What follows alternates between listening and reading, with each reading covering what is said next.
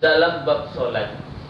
Makanya kalau ada orang yang solat dia tak pernah belajar, ini sama sebagaimana yang saya sebut tadi, a'maluhu mardudatun la tuqbalu. Amal perbuatannya tidak diterima, bahkan akan dicampakkan di mukanya, ditolak. Kasihan teman, kita solat dah 50 tahun, 40 tahun, 30 tahun makcik, tapi ternyata ada yang salah. Nah, salah satunya bagaimana untuk membetulkan solat kita supaya tak ikut-ikutan, alaika bil ilmi. Hendaklah kita menuntut ilmu agama. Sebagaimana dalam hadis ditekankan, ya, talabul ilmi faridatun ala kulli muslimin. Menuntut ilmu agama adalah sebuah kefarduan, kewajiban bagi semua orang Islam. Bahkan dalam hadis yang lain Rasulullah mengingatkan kepada kita. Cuba tengok hadisnya, riwayat daripada Abu Daud. Apa katanya? Dalam hadis itu Rasulullah bersabda, muru auladakum bis salah wa hum abna'u sab'in waqribuhum 'alaiha wa hum abna'u 'ashrin. Rasulullah bersabda, tuan, perintahkan anak-anak kalian untuk menunaikan solat saat umur mereka berapa tahun? 7 tahun. Bukan 70 tahun, bukan 17 tahun. 7 tahun. Waqribuhum, pukul mereka dengan pukulan tarbiyah, dengan pukulan mendidik. Nah, ini pukul mendidik, tuan. Bukan pukul pakai martil. Ini membunuh, bukan mendidik. Bukan pukul pakai apa nih? Rotan yang sampai berdarah-darah. Ini namanya menyiksa, bukan mendidik. Pukul dengan pukulan mendidik. Boleh memukul anak? Boleh. Dan itu diajarkan oleh Rasulullah SAW. Untuk apa? Untuk mendidik. Bila masanya? Ketika mereka umur 10 tahun. Maknanya, tuan, perkara solat ni sudah diajarkan sejak budak tu masih umur 7 tahun lagi. Bukan masa dia duduk di sekolah menengah umur 17 tahun. Ketika dia balik 15 tahun. Tak. Sebelum dia balik, kita kenalkan dia kepada masjid, kita kenalkan dia kepada solat, perkara solat. Karena apa? Karena disebutkan dalam sebuah hadis yang lain, awwalu ma yuhasabu bihil 'abdu yaumal qiyamah as-salat. Perkara yang pertama kali akan dihisab oleh Allah di akhirat nanti bukan haji, bukan umrah, bukan puasa kita, bukan sebanyak mana derma kita, zakat kita, tak. Allah akan hisab pertama kali pasal solat kita. Kalau solat kita ni semuanya rapi, cantik, isi semua terisi, zuhur ada, asar ada, maghrib sedia, isyak pun ada, subuh tetap di masjid, selesai. Ya, aman dia masuk surga, dipersilahkan oleh para malaikat, disanjung oleh para malaikat.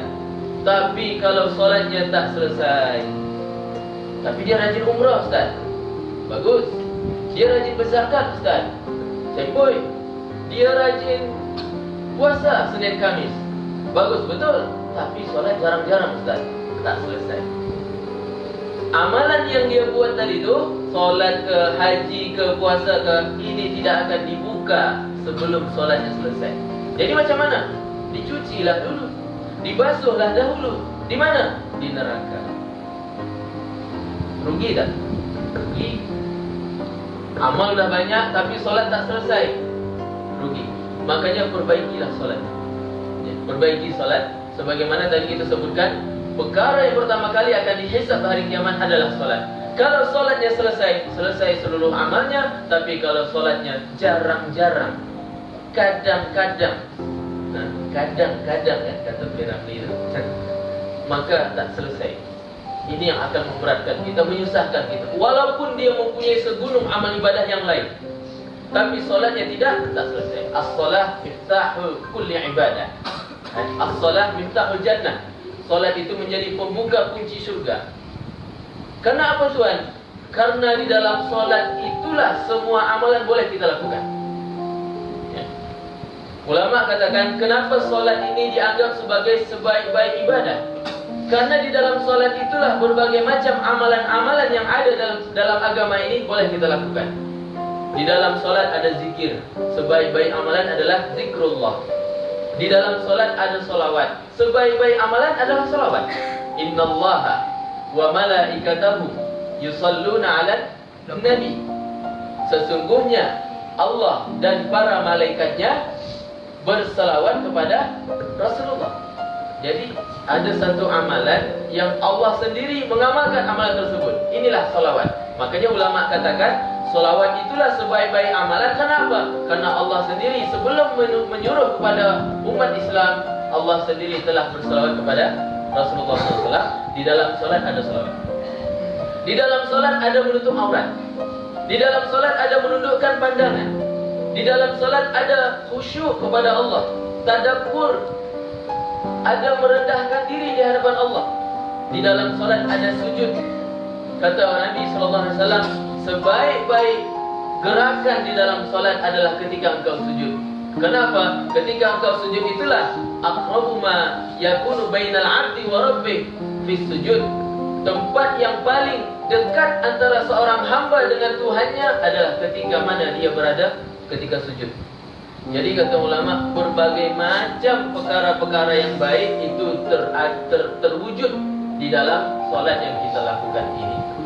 Maka oleh sebab itu tuan dan puan, sebagaimana tajuk yang kita sebut tadi, solat jangan ikut-ikutan. Maknanya solat kena belajar, solat kena tanya kepada guru. Tuan dan puan yang dirahmati Allah, bahkan disebutkan kalau ada seorang imam, dia tak boleh membezakan mana rukun, mana syarat dalam solat, mana sunnah ab'ad, mana sunnah hayat. Maka ketika dia jadi imam, ada ulama fatwakan tak sah dia jadi imam. Perkara imam, karena imam tu bukan sahaja karena dia tua, bukan sahaja karena dia sudah lama di masjid. Tak, imam yang pertama kali dia kena faqih dalam bab solat. Makanya kita ni umat Islam ni tak payahlah nak jadi ulama semua, betul? Tapi semua kena faqih dalam bab solat. Karena apa? Karena solat hari-hari kita lakukan masjid. Nanti lepas ni Isya kita solat. Isya rehat-rehat, besok subuh solat. Lepas subuh ada kerja sikit, nanti pukul 12 kena solat, pukul 1 kena solat. Dekat pukul asar, dekat pukul 4, pukul 5 kena solat asar. Kemudian masuk maghrib. Hari-hari ada 5 kali kita jumpa solat. Ketika kita tak tahu mana rukun, mana syarat, mana sunnah-sunnahnya, mana bacaan wajib, mana bacaan sunnah, padahal setiap hari kita jumpa, maka ini sebuah kerugian dalam kehidupan kita. Buka sampai mana batasnya tuan? Ya, perempuan-perempuan juga buka ini, di rambut ni. Kalau kita wudu, kalau rambut panjang jangan diginikan. Jangan dibuat macam ni. Ini bahagian dari muka ni.